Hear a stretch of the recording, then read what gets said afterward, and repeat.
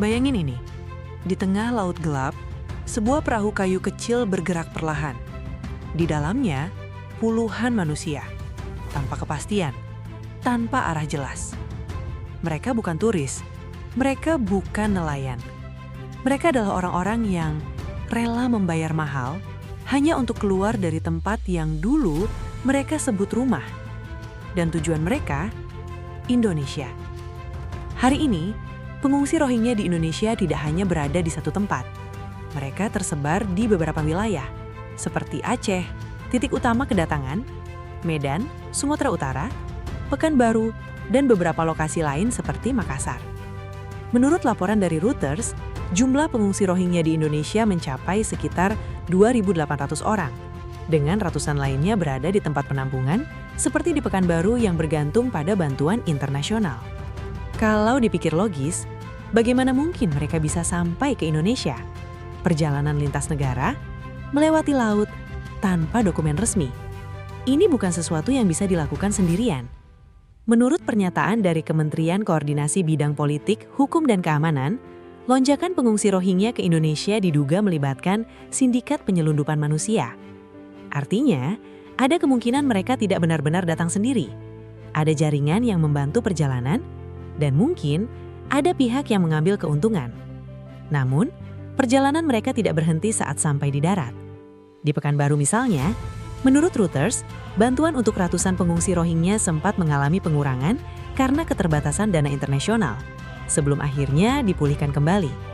Dalam laporan tersebut, Kepala Misi IOM Indonesia menyampaikan bahwa program bantuan kemanusiaan kembali berjalan untuk mendukung para pengungsi. Artinya, mereka hidup bergantung pada bantuan, tidak memiliki akses kerja bebas, dan berada dalam kondisi menunggu tanpa kepastian. Di sisi lain, masyarakat Indonesia juga menghadapi dilema. Menurut laporan dari The Guardian, seorang pejabat desa di Aceh menyatakan mereka menerima pengungsi atas dasar kemanusiaan. Namun, tidak untuk jangka waktu yang lama. Pernyataan ini menggambarkan kondisi nyata. Ada empati, tapi juga ada keterbatasan. Dan di titik ini, muncul pertanyaan yang semakin besar. Sampai kapan kondisi ini bisa bertahan?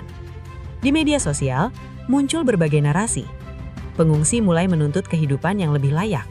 Bahkan muncul isu soal permintaan tempat tinggal permanen. Namun penting untuk diluruskan.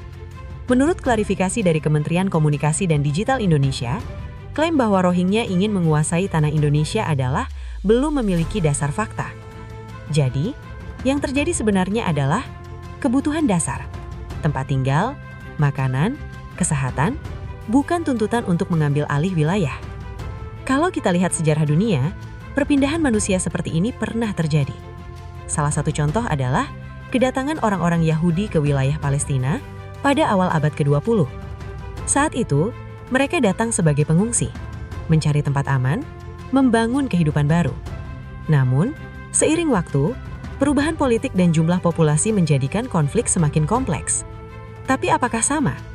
Jawabannya belum tentu sama.